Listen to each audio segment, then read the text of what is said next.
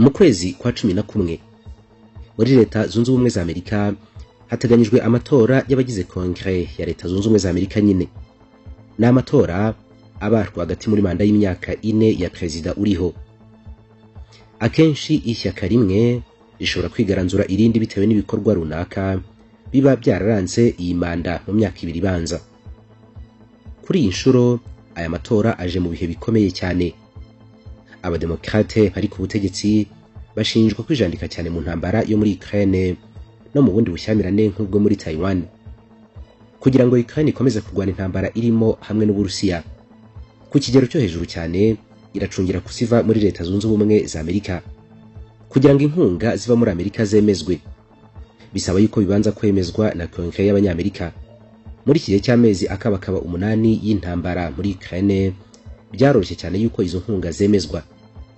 Impamvu nuko perezida uriho hari umudemokrate kandi ishyaka ry'abademokrate rikaba ryiganze cyane mu nteko ishinga amategeko cyangwa Kongere y'Amerika mu mitwe yombi. Biravugwa yuko mu matora hari imbere ahangaha ishyaka ry'abarepublikani rishobora kwigaranzura ry'abademokrate. Kuri Ukraine byaba ari akaga gakomeye cyane kubera yuko benshi mu barepublikani bavuga yuko inkunga bagenera iki gihugu yahita igabanywa cyane cyangwa se ahubwo ikanahagarara. Byifashe bite rero? Reka tubaye ikaze kuri Gentil Gédéo Official turebere hamwe icy'amatora ahatse muri Kongere y'Amerika n'uburyo ubufasha bushobora kugenda igihe amatora yahinduka akaba mu bundi buryo. Urabyutse usanze telefone yawe yangiritse kubw'impanuka cyangwa yihagaritse gukora, ubonye ukuntu umunsi wawe uhise ugenda nabi wose uko wakabaye, bitesha umutwe byo kanyagwa. Noneho rero kubera n'ubwira ukaba urihuse no kuri babakanishi bacyatsa aho kukuruhura uwo mutwaro ngo bayigukorere bakayikuhura burundu, mbega ibyago. Nyamara iyo ubimenya wari kuba wihuse werekeza muri Kigali Airport hakiri kare, telefone yawe bakayigusubiza ari urwembe. Kigali Airport niba kabuhariwe mu gukora telefone za iPhone zangiritse, bisubiremo zangiritse rwose. Ni nabo bacuruza screen za original na battery zirambye umuriro. Si ibyo gusa, banafite ibirahure bya telefone bya waterproof biyirinda kwinjirwamo n'amazi. Mbabwira iki ko Kigali Aptech iri mu kazi kose? Wowe hagarara kwa makuza utegereze hakurya yawe gatoya mu nyubako iri ya parking ya Beka. Urabona icyapa kikwihamagarira cyangwa se ubahamagare kuri 0784 Ikaze muri Kigali Airport. Impaka ni nyinshi cyane muri leta zunze ubumwe za Amerika ku kijyanye n'inkunga iki gihugu cy'igihangange mu isi kigenera Ukraine. Ni mu ntambara irimo n'Uburusiya kuva mu mpera z'ukwezi kwa 2 uyu mwaka. Byemezwa yuko inkunga nyinshi ziva muri leta zunze ubumwe za Amerika bitewe nuko abademokrate bafite ubwiganze bwo hejuru cyane muri Kongere y'Amerika ugereranyije n'abarepublikani. Mu gihe mu kwezi kwa 11 ahateganyijwe amatora y'abagize Kongere byaramuka birangiye abademokrate batakaje ubwiganze muri iyi nteko, ngo hari ibyago byinshi cyane yuko Ukraine yahita irekera aho ngaho kubona inkunga ya gisirikare ivuye muri leta zunze ubumwe za Amerika. Ubutegetsi bwa Joe Biden buvuga yuko bugomba gukomeza gukorana bya hafi na Kongere y'Amerika uko byagenda kose hatitawe ku bizava muri amatora aba rwagati muri manda ya perezida. Aya ngaya kazaba mu kwezi kwa 11. Ikinyamakuru Axios cyo muri leta zunze ubumwe za Amerika kivuga yuko mu gihe ishyaka ry'abarepublikani ari ryo ryaba rifite ubwiganze muri Kongere y'Amerika, ubufasha bwahita buhagarara byako kanya. Iki kinyamakuru gikomeza kivuga yuko nubwo muri Amerika barwanya bivuye inyuma ibijyanye na Putin byose, ngo hari abarepublikani benshi bemeza yuko ngubu habayeho impinduka zigaragarira buri wese ku byahoze ari ubwumvikane bw'amashyaka yombi ku ngingo yo gutanga imfashanyo i Kiev. Uyoboye abarepublikani ubu ngubu ari nabo banyamuke muri Kongere y'Amerika ni bwana Kevin McCarthy. Mu kiganiro yagiranye na Punchbowl News mu ntangiriro z'iki cyumweru yaragize ati, ntekereza yuko abantu bagiye kwitura mu izahara ry'ubukungu kandi ntabwo bagiye guha Ukraine sheke kugira ngo yiyandikishaho amafaranga ishaka. Abantu ntabwo ari byo bazakora. Ukraine ishobora kuba ari ingenzi ndetse ingenzi cyane, ariko ntishobora kuba ari ikintu cyonyine kiba ku murongo w'ibyigwa mu butegetsi bwa Leta Zunze Ubumwe za Amerika. Umurepublikani wundi wo muri Kongere ya Leta Zunze Ubumwe za Amerika witwa Don Bacon nawe yemeje yuko yamaze kubona yuko ibintu byahindutse cyane ku ngingo yo gufasha Ukraine. Ati urabibona ku mbuga nkoranyambaga ukanabibona muri bamwe mu bagize Kongere ya Amerika, ubushake bwo gufasha Ukraine rwose bwaragabanutse. Bwana Kelly Armstrong ni umurepublikani uhagarariye leta ya Dakota ya ruguru mu nteko ya Amerika, yabwiye ikinyamakuru cya Axios yuko ihinduka ry'imyumvire abantu bafite rishobora kuba ari ibisubizo by'ibitekerezo abadepite bakiriye bivuye muri rubanda. Ati abantu babonye izamuka ry'ibiciro by'ibiribwa ku kigero cya 13%, fagitire y'ingufu nkenerwa n'iy'amazi n'umuriro bikazamuka cyane kuri urwo rwego. Niba uturiye umupaka ukabona abimukira baruzuriranye ndetse ibiyobyabwenge bya fentanyl byiyongera cyane, Ukraine nicyo kintu cya mbere gihita kiza mu bitekerezo byawe yuko ari nyirabayazana wabyo. Iki kinyamakuru cyitwa Axios cyatangaje yuko hari undi murepublikane wagitangarije yuko nyuma y'ukwezi kwa gatanu bemeje inkunga ya miliyari 40 z'amadolari kuri Ukraine, ngo hahise haboneka abarepublikani benshi cyane bavuga yuko ariyo nshuro ya nyuma bashyigikiye inkunga ihabwa Ukraine.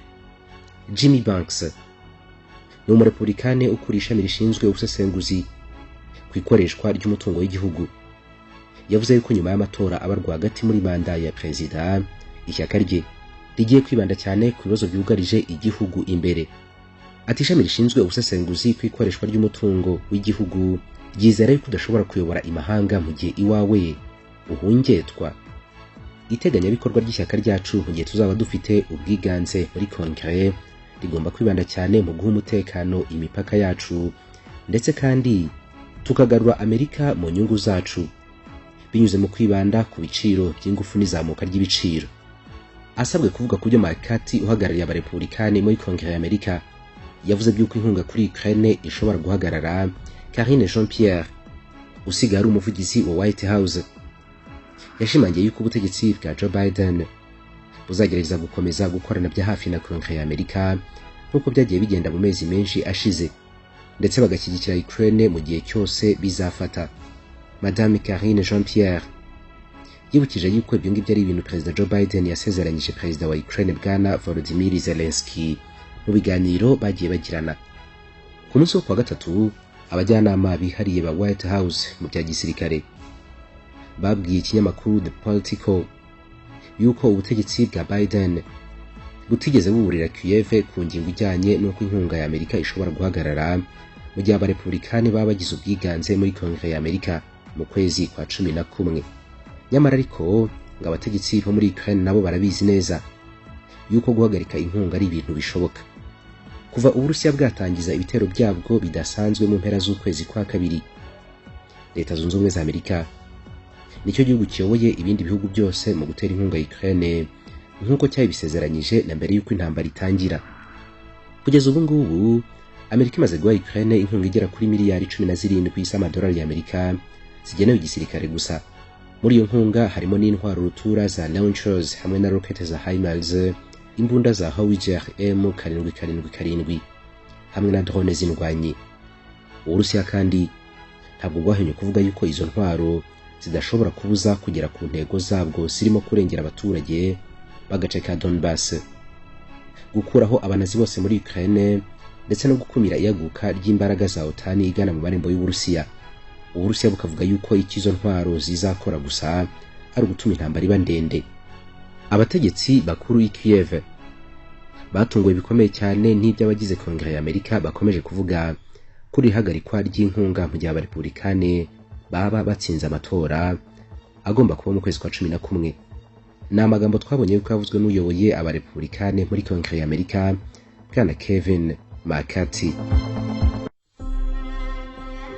Urimo urubaka apartment cyangwa hoteli, ugeze muri finissage cyangwa ukeneye kuvugurura, nibyo zongerera agaciro bidasubirwaho. Niba ugeze mu gihe cyo gusiga amarangi, itonde udahura n'abarupigapiga bakwangiriza inzu. Abo nkurangiye bashyira inyubako yawe ku rwego ruhanitse ni ubudasa wall paints. Bakabuhariwe babyigiye mu bihugu bitandukanye byo mu Burayi. Ni inzobere mu gusiga amarangi imbere n'inyuma, za design zo mu byumba by'amahoteli n'amapartement, mu bwiherero, salon, reception n'ibindi. Umwihariko wabo nuko baguhitiramo amarangi atari bya bicupuri byomoka, bakakuvangira neza bitewe naho usiga. Inyubako yawe bayirinda imidite, kandi mu gihe cy'umwaka wose bagusigira hagiye hangirika ku buntu. Mu gihe cy'amezi 3 baguha agashinguracumu ko kwamamaza hoteli yawe cyangwa apartment ku mbuga zabo nkoranyambaga. Iyo ukoranye nabo inshuro 2, ku nshuro ya 3 bakugabanyiriza 35%. Hamagara kuri 0788788991 cyangwa 0788567997. Wabasura kuri Instagram yabo ukareba ibyo bakora, bitwa Ubudasa Wall Paint, cyangwa ugasura website yabo ya www.ubudasawallpaint.com. Mu nteko ishinga amategeko muri Ukraine, Bwana David Alikhamia ni umuyobozi w'ishyaka rya Volodymyr Zelensky yagarutse kuri iyi ngingo.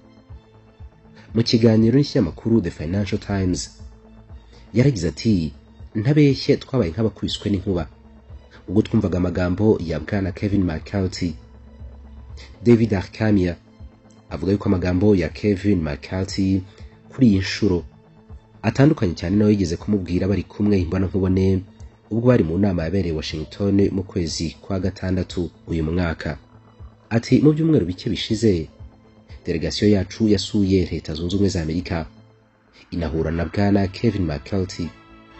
Twijejwe yuko ubufasha baduha uriho n'amashyaka abiri y'ingenzi muri Amerika mu ntambara duhanganyemo n'Uburusiya, kandi yuko ubwo bufasha buzakomeza kuba ikintu kiza imbere cyane y'ibindi byose, kabone n'ubwo abarepublikani baba batsinze amatora.